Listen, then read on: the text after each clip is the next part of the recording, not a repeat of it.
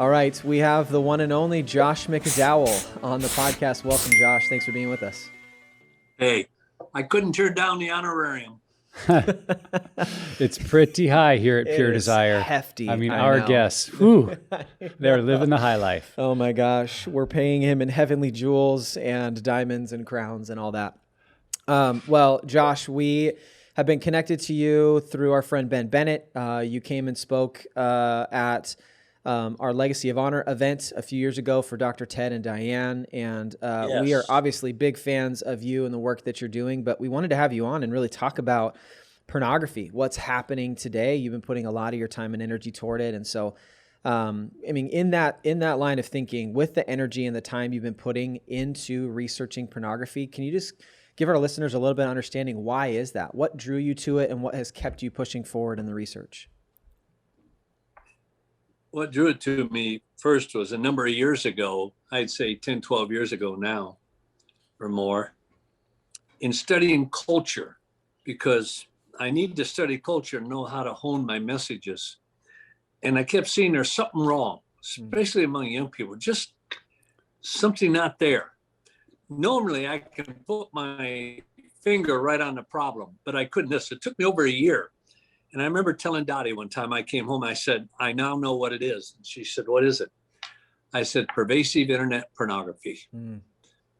Something I noticed was that when people start watching pornography, especially young people more than older, the source of their authority starts to erode. The Bible, scripture, church, their pastor, their parents, Jesus, it all starts to erode. And that's what I was noticing. And I tied it directly to pornography. But look, when you start doing your research and you double check it, because you can't believe the stats. I mean, it's hard to believe them, but I know they're accurate, where 70% of evangelical men monthly pursue pornography in the internet. 38% of evangelical men, young people and older, daily pursue pornography in the internet, when 57% of evangelical pastors do. When 48% of Christian women do. When you realize there's 26 million pornographic websites one click away. Wow. There's over 2.8, probably now about 3 billion pornographic web pages. Just one click away. Yeah. You realize that we got a problem. The church has a problem. And I kept wondering, why aren't pastors and Christian leaders addressing these issues? And what I concluded, it's sad, is that so many of them are involved, they won't address the issue. Yeah. Many are afraid to talk about it, feeling they'll be exposed. I almost think a greeting today. I wish everyone that ever greets me would look me in the eye and say, "Hey, Josh, how you doing? Are you watching pornography?" I almost think that ought to be a natural greeting. And I do that to quite a few Christian. I don't call people Christian leaders, Christian influencers. Yeah. And some of them really get upset. But I've had a number, when I say a number, 4 or 5 do this. This one fellow, it was at Colorado State University, a big Christian conference. And I met this other speaker and everything. We hadn't seen each other for a while, hugged. I looked him right in the eye and I said, "Do you watch pornography?"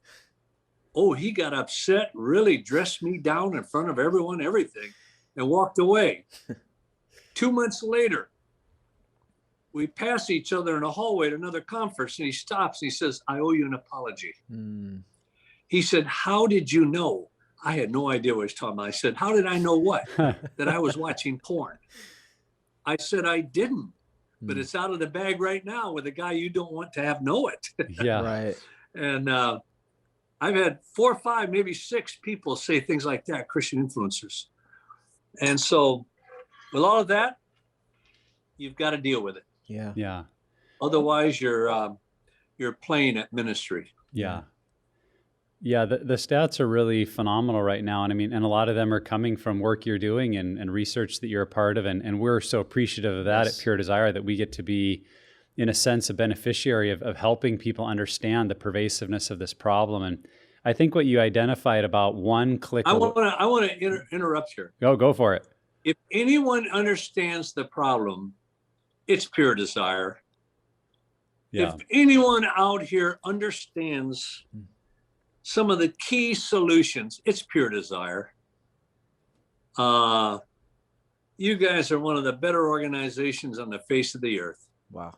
And I almost ought to be interviewing you instead of you interviewing me. Well, hey, you let us know when you want us on your podcast. Absolutely. We'll be there. We'll come to the conference. Just let take us know. our podcast. You can just have it. Take it. Yeah, I don't have a broadcast. I do have a podcast, but I do it a little differently. Yeah.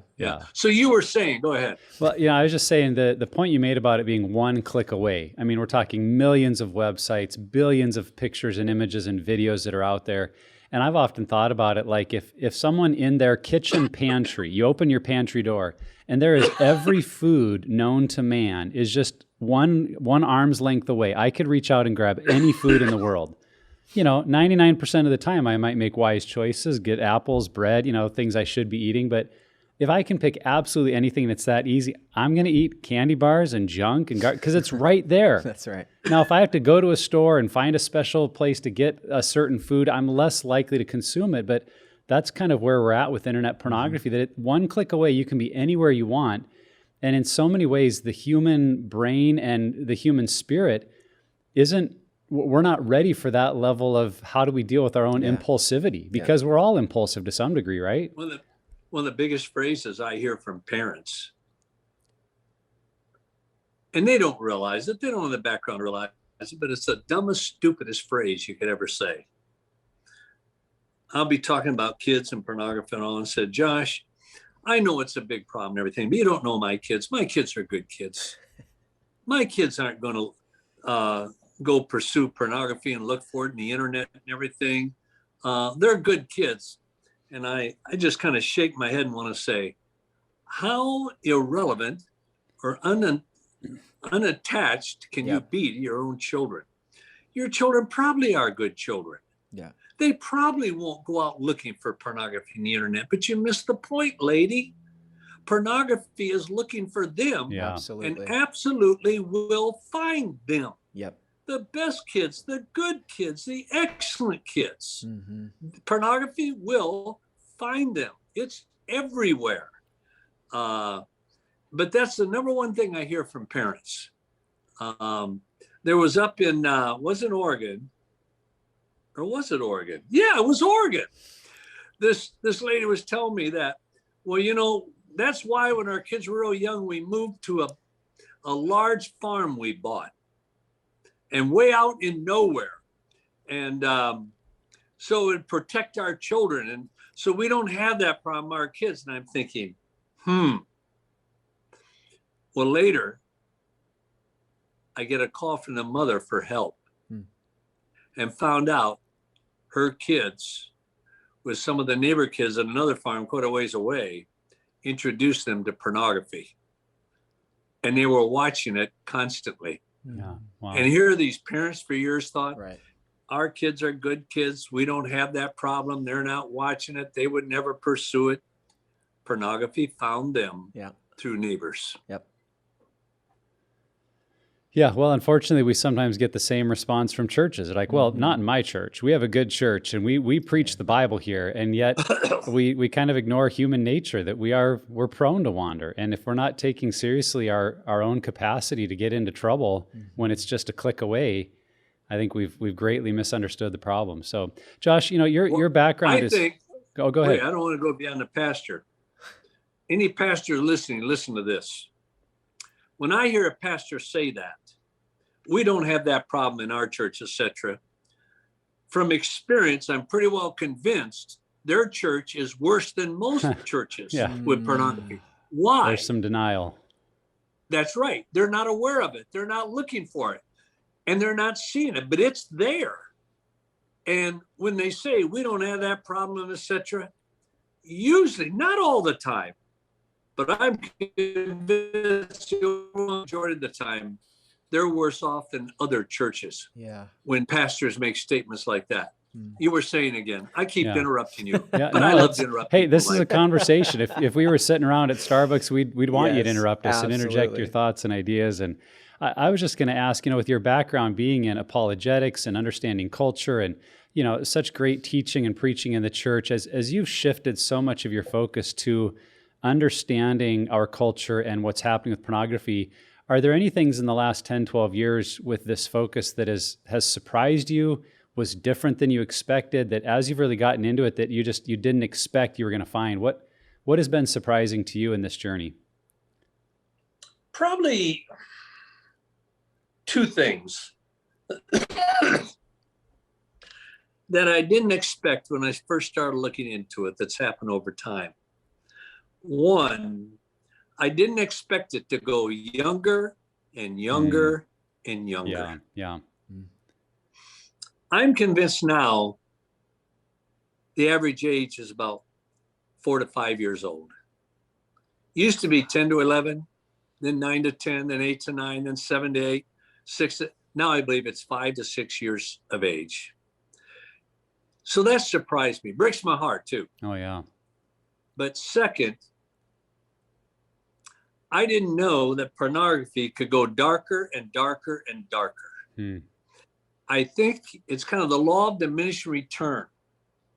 Yep. Is that to hold their audience, to make the money and all, they've got to go darker and darker and more revealing dynamic. Yeah.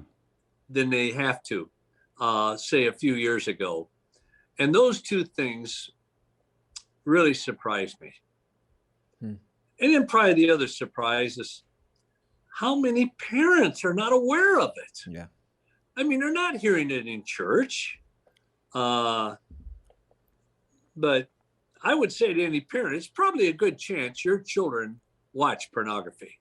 I'm not saying they absolutely do, but stats out there shows it's a good percentage from some of the best families. Your kids have seen and are seeing pornography. Yeah. Those all really surprised me. That's the stuff that scares me to death. I mean, I spent, Well, yeah, you put those two things together, getting younger and younger and darker and darker, like together. That's frightening. And I have a 4-year-old. Like, he will turn 5 in February, and if that's the average age, then God help me and my wife. For me, I had so many years of an addiction and have found freedom, and that's great. But my freedom doesn't mean he won't ever be exposed. My 2 sons That's right. are going to be exposed to pornography, and that is terrifying. And and that is a very sobering reality that I think, and that's just the thing. We're not having all these sex and sexuality conversations right now with our 4-year-old, but we do talk about body parts. We do talk about, do you show other people these body parts? Do you, playfully put this body part in your brother's face when you guys are in the bath? No, things like that, where we're trying to normalize conversation about the body and, sexual organs. I commend you for that. You've got to start by 4 years old. Yeah. And even bring in a little bit, you can bring in a little porn there, just a little bit. That, there's things on TV and the internet that son, daughter are just not good. Yeah. They can ruin you ever having what mom and dad have. Yeah. And, but the thing is, and I know you do it, is parents always constantly reinforce, you can always come to me. Yeah. Yeah. So good. Always come to me. And I say to parents, if somebody comes to you and they share something like this, Mommy, I was watching TV and this came on TV. Praise them for it. I mean, praise the child. Yeah. Hug them, express appreciation for their honesty. Even take them out for ice cream or something. Yeah, that's right. That's right. And reward them for that. Yeah. But I admire you Thanks. doing that with your 4-year-old. Yeah. I almost think you start preparing them for pornography at birth. People say, oh, come on. No, I'm serious. When you're giving them a bath, changing their diapers, whatever, just saying, and you're doing this with the body parts, saying, isn't God wonderful? He just created you so beautiful, so wonderful. Then a little later, a little bit older, a few months, isn't God wonderful? How he created your body as a little boy, as a little girl later on. Isn't God wonderful? How he creates little boys with penises and little girls with vaginas. Isn't God wonderful? Yeah.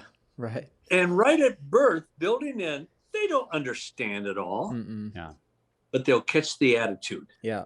They will catch the attitude. That's good. Oh yeah, and their brain is learning. Something wonderful and positive. Yeah. And when they think something's wonderful and positive, they're more prone to talk to mom and dad about it. Totally. But that's so good. With your children your age, one of the best things you can do is have honest, open conversations. Yeah. And I say to men, listen to the mother. I, as a man, most people are afraid of sharing too much too early.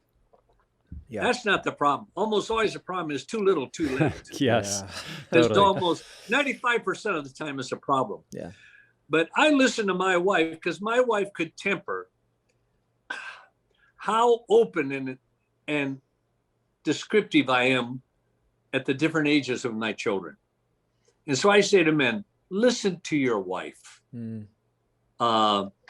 It's probably the best counsel you can get on talking to your children about sexual issues. Yeah.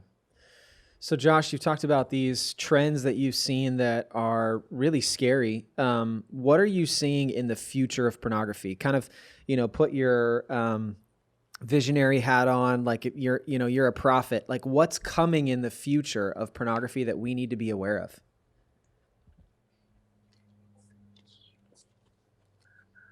Unless there's some distinct changes culturally, even in the church, it's going to become as accepted as peanut butter and jelly.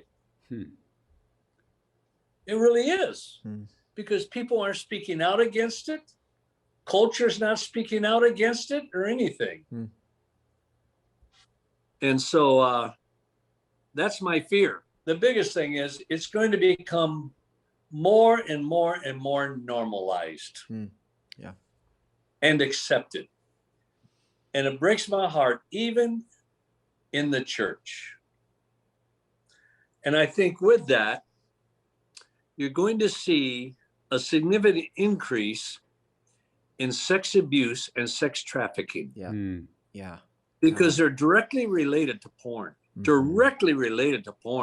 sex trafficking and sex abuse. And you're going to see more and more of it, younger and younger and younger. When I think of the normalization of pornography, I remember when I was growing up, one of the defenses I think that Christian families had is like, well, it's, it will never be on, public TV, and we've got decency laws, and that was maybe a hope that we had. But now you look what's happened with the way people access their television and their movies.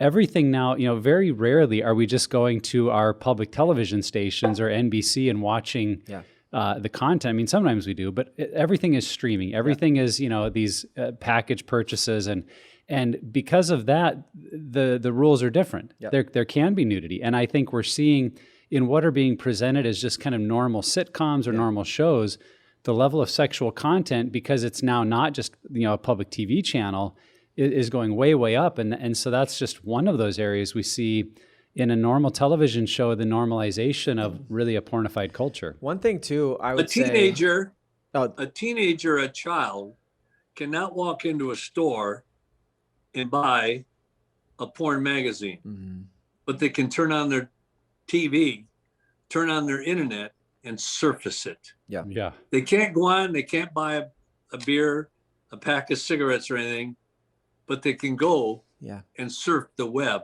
for pornography. and no one is stopping them. I'm sorry, I interrupted you. No. That's the fourth time I've interrupted you all. We'll just keep track. It'll be great.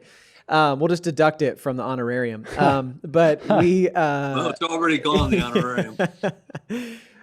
One of the things I've picked up on, we have a Disney Plus subscription, and one of the things I picked up on, we're recording this at the tail end of June, Pride Month, and so for them, I see a lot of these on the kids' profile on the Disney Plus, these movies and these TV shows that are celebrating and platforming homosexuality. And, I know different people can land on different places when it comes to if that's okay culturally or not. But what I've noticed is that there's this elevation of sexual identity. And so even this inadvertent message is getting preached to all of these kids and all these people who are watching it, that sexuality is a very important thing to be celebrated. And then also just understand, like, I can't just tell him, hey, yeah, go watch Disney Plus. And I'll go check out in the other room. Like, even my son watches Dude Perfect videos on YouTube, Christian guys who do all these trick shots. There are ads on YouTube all the time. And so I can't check out anymore. I'm just realizing there's so many of these submerged messages that find their ways to the surface. Yeah. Yeah. Parents have to stay engaged. There's a great price to pay when a nation does not protect its children. When those children grow up, the nation will pay a great price. Yeah, wow. And it's going to happen. Yeah. It's too bad we don't have more control over it. Yeah. But some people could care less. Yeah. Obviously, yeah. So Josh, here again, the biggest thing is a relationship with mom and dad. Yeah. So talk about that. What more, you already talked about how important it is in the home that, like, a culture where kids can come to mom and dad with anything, but what else in this? I mean, because I'm thinking of the parents that are listening to this, we're probably terrifying them. Sorry, mom and dad, but we're here to help. We're helping you. What else would you say to those parents? Like, what could they be doing to proactively build health, resilience, truth, just to handle this well? What could parents be doing? Don't give your child a porn shop. In other words, a cell phone. Gosh, I see kids 10, 11, 12, 13, 14, 15, 16 with their own cell phone. Well, I say to parents, and you're the cause of it, if you give your child at those ages, permit them to have a cell phone, you're asking for it. And their addiction would be because of you. Wow. Not so much because of porn. But, you're a parent. All your children's friends all have cell phones and everything, and the pressure is great. And I'll say this, if you do not build a loving, intimate, close relationship with your children, you're going to have problems. Here's the phrases I use. Rules without relationships leads to rebellion. Kids don't respond to rules. They respond to rules in the context of a loving, intimate relationship. Truth, the truth of the gospel, the truth about porn, whatever. Truth without relationships leads to rejection. And put it this way, talking about a cell phone, having a cell phone without relationship leads to a war. Most parents give into a cell phone because they don't want to battle. Which means they haven't built a really close, loving, responsive relationship with their child. Yeah. People say to me, when my children, I have 3 daughters and a son, they were growing up, and we'd talk about who our kids are going to marry. I said, well, you don't have a lot of say-so in it. I said, yes, I do. And I did. My children, if they were thinking of marrying someone and they knew their daddy disapproved of it, I do not think my children would go ahead and marry them. I don't. Yeah. Because of the relationship that I have with my children. And now they have with my 11 grandchildren. Is that I had a lot of influence over my kids' choices of who they were going to marry. And often, say if a situation came up where I disagreed, it didn't mean that maybe my daughter and my son wouldn't marry that person, but I'll guarantee you this, they'd give it a little more time and really check it out. Yeah. Totally. Yeah. Yeah. I think, And it all comes out of a relationship. yeah. Yeah. Yeah. And that, Discipline. I would never Yeah. dream of disciplining a child that didn't know I absolutely loved him. Yeah. Because discipline without a relationship leads to bitterness, anger, and resentment. Yeah. Yeah. And we have the perfect example in our Heavenly Father. He had a lot of rules and regulations. He demands holiness, but it's all stemmed from a relationship, a redemptive pursuit of us and a relationship of us, which is so, as I'm listening to you, Josh, it like a parent has zero excuse today to be passive when it comes to their kids and pornography, like in any area, but specifically in this one and I love the accountability, even in what you're saying, that if you give your kid a phone, you are a part of that problem. You are a cause to that, which is really like, even as I heard you say that, I'm like, excuse me? Like there's that pride in me that wants to flare up and like fight back. But at the same time, you are talking about someone who's being active in their setting up their kids for future success in their life. If I care enough about my son, I'm going to put rules inside of the context of a loving relationship, regulations, rhythms for my kids so that will set them up for future benefit. And that is loving. And I think we see the example in God. That's the way that he interacts with us. And even when your child gets older, you allow them to have a cell phone, you've got to use every piece. What do you call it out there that you put in the cell phone to protect them? What do you call that? Either accountability software or accountability filters. software. I would use everything out there to do that. And there's some accountability software now that picks up the screen image, not the source. Yeah. And I would have that on every phone. If my child didn't like it, well, they wouldn't have it. Yeah, Covenant. Or if I found out they found a way around it and dislodged it or something, that'd be the last time they'd have a cell phone in their possession in a long time. Yeah. Parents got to be more involved now than ever before because of the internet. Yeah. But at the same time, the internet is so wonderful. I mean, there's so many good things on the internet. Yeah. Yeah.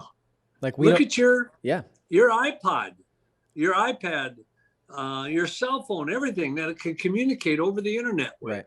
Yeah. Positive message about Christ, family, everything. Yeah.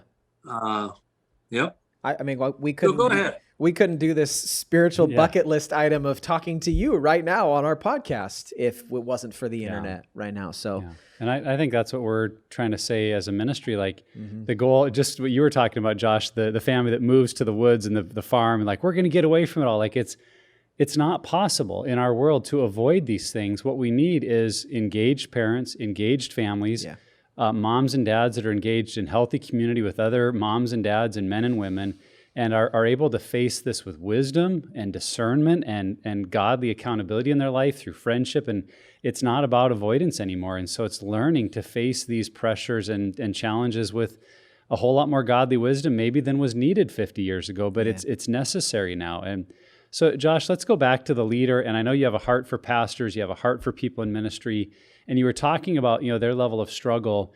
I'm curious for you to respond to this. Do you think, are there particular reasons why leaders may be susceptible to struggling with pornography and sexual brokenness beyond, the average person? Yeah. Or is it just that they are the average person in ministry and so they struggle like the average person? Why do we see so many Christian leaders or influencers, like you said, struggling with their sexuality? It's probably about the same percentage as the world around. It's just that pastors, whether man or woman, Christian leaders, they're all human. They all got a sex. I don't like to call it a sex drive, a sex desire and all. And many pastors, it's easy to feel, well, I deserve it. Here I'm pouring my life into so many people and everything. I deserve it.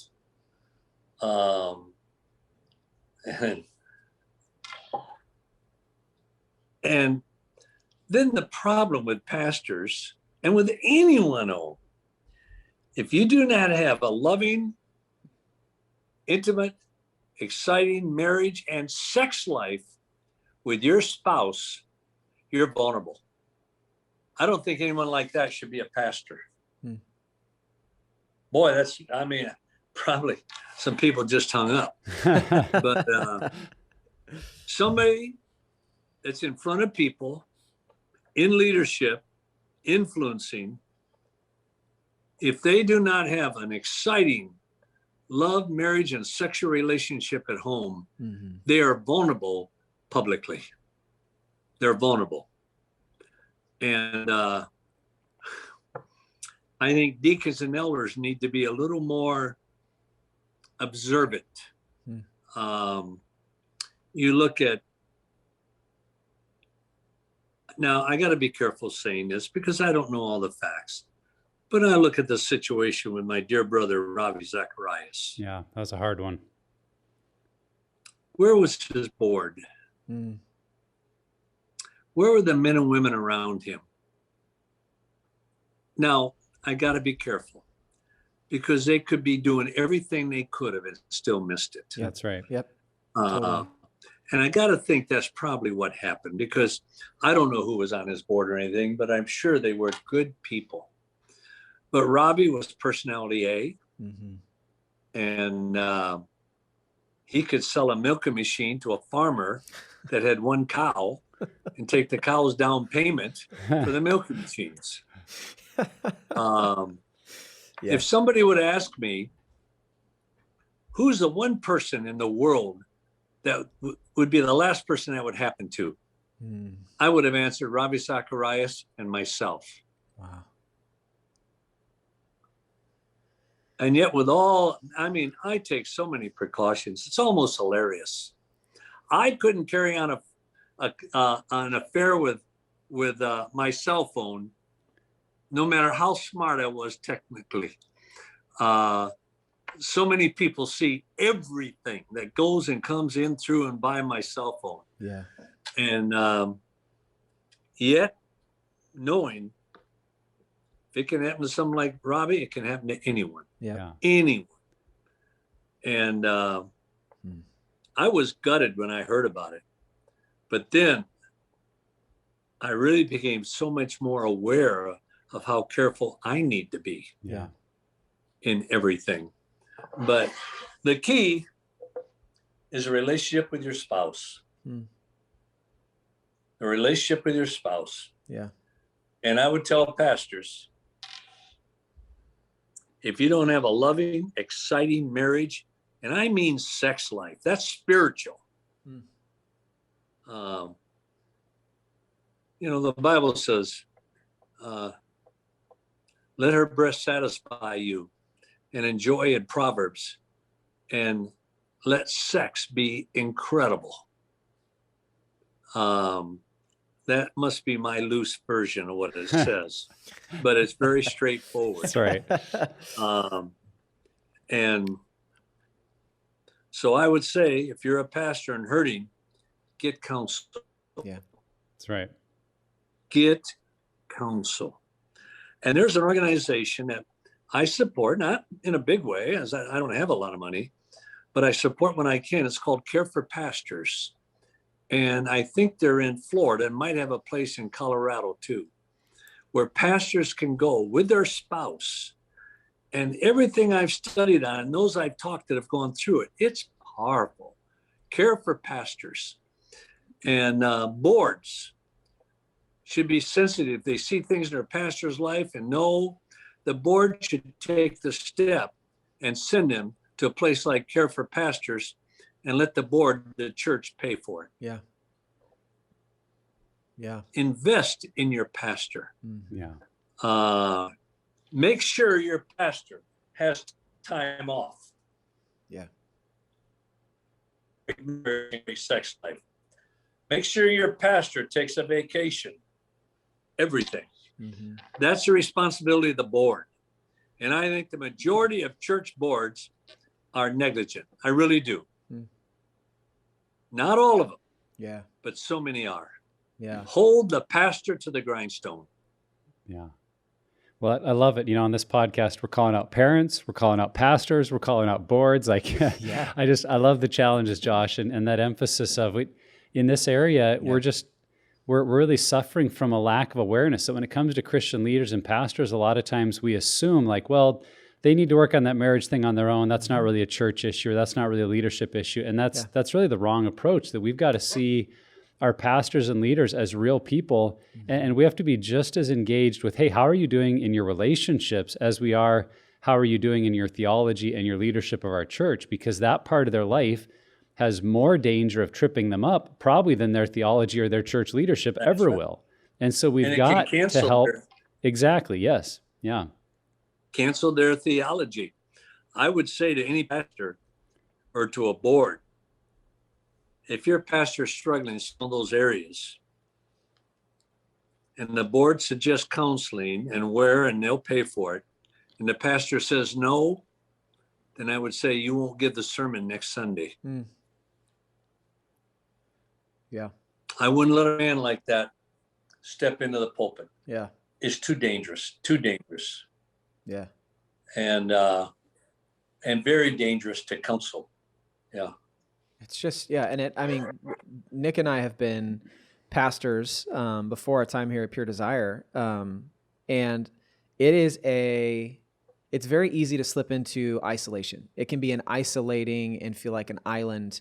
And I know for me, when I was in that, I realized it didn't have to be. Like it can be that there's this culture, or there's this, oftentimes in churches you can have this, the pastor is the professional Christian and needs to have it all together, and that causes fear. If I'm honest and I share with my board, it could kill my income. Right. It absolutely. And my ministry and my platform and fill in the blank. And I think that I know for me, as someone who is no longer functioning as a pastor, if I had my pastor come to me and say, well, here are some of the things I'm struggling with, and just is real and wants to have that know and be known type of relationship. I'm at the place now where, like, thank you. I understand how difficult it is to do that. And so I think that that's one thing for leaders, just in my experience, limited experience. I haven't been a pastor for 40 years. Like, I don't know what that's like, but I do know that if you're real and you're able to invite people in to actually know who you are and know what you're going through in your life outside of your marriage, outside of your board, like how do you have real friends who know what's going on in your life? I think that can also be super helpful when it comes to this. One thing that my wife and I have done, not a lot, I would say 4 or 5 times, is when we meet a pastor who's really struggling in these areas. And often once they get to know you, they'll open up. Mm-hmm. If you're a person of trust and not a gossip. And I suggest counseling, and I tell them, I will find a counselor for you. I have my secretary then, my administrative assistant will call various counselors in the area of that pastor and interview them. And most of them have never had somebody call them to be a potential client and interview them. And then we would call maybe 3 or 4 counselors in the area and narrow it down to one. And then we'd tell the pastor, the Christian influencer, that we will pay for the first 2 or the first 3 counseling sessions. But after that, you need to, because if they don't, it won't be worth it to them. Yeah. Right. Totally. But maybe 1 out of 10 ever accepts your offer. Man. Wow. Yeah. Well, gentlemen, it's getting close to ending time. It is. We got a couple more for you. The next one is if there's a pastor listening who's caught in that, maybe it's a pornography addiction, binge purge relationship, sexual brokenness of any level, what encouragement do you have for that pastor as they listen today? There's hope. There's answers. There's solutions, and there's victory. I could write a whole book on that. I would say to the pastor, don't carry the load alone. 100 and some times in the Bible, it says one another, each other, comfort one another, encourage one another, love one another, serve one another, help one another, everything. And what I would say to a pastor, and I've said this to a number, Is there another pastor that you respect, that you feel you could share with? Share it with a peer. Share it with another pastor. And then seek counseling in your area. Seek counseling in your area. Because if you do not share it, it'll destroy you. And if you do not seek counseling, it will destroy you. So those two things. And a big step is sharing it with your spouse. Yeah. If it's you as a wife, sharing it with your husband. If it's you as a husband, sharing it with your wife. And just pray that you have the kind of marriage, relationship, and love that you can walk through it together. Mm-hmm. And I think most marriages will hold up to that. I really do. Yeah. Yeah. That's what I would say to any pastor. Yeah.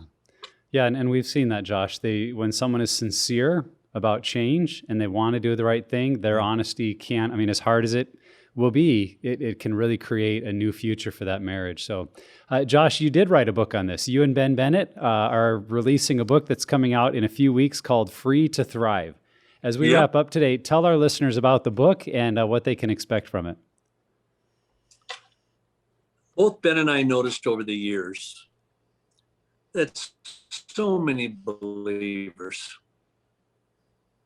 leaders, etc., are not thriving in their walk with Christ. And it's almost always because of a hidden secret or something in their lives that they haven't dealt with and holding back. And a lot of that takes place, we learn, because people didn't know how to deal with some of those things in their lives. So we did a book, Free to Thrive, that when a person starts going through this book, you cannot read it and not know how to thrive in your walk with Christ. But you still got a will. You got to choose to do it. Totally. But if somebody chooses to do it, I believe the book can be one of the first resources to turn to. Free to Thrive. And thank you for bringing that up, because it's so on my heart to get more and more believers, parents, everything, thriving in their walk with Christ. Yeah. Well, we are big fans of you. We are big fans of Ben Bennett, and we know the resource is great. I mean, I have a copy of it on my desk right now that I've been flipping through, and I'm really, really excited to see all the impact it's going to have. If I get a tattoo, will you love me more? Absolutely. 100%. But I think Ben Bennett would love you more. That's for sure. That's for sure. He'd be so proud. Ben has enough tattoos. I don't know. I don't need to add one to myself. That's true. That is true. Josh, well said. Josh, thank you so much just for your time. And you probably hear this a lot, but your ministry, and one of the things that I've picked up on is over just the breadth of your career, you continue to just push forward and learn more and lean in and try to find more and more ways to help people. And that's just a beautiful thing and is so encouraging. And we just appreciate you. What else is there? What else is there in life? Absolutely. Right. This is it. Yeah. You don't outgrow serving people. You don't outgrow having compassion for people. You don't outgrow helping others. Absolutely. To know Christ, to thrive in Christ now. It just gets more fun as you get older. All right. I like that. That's awesome. It's good to hear.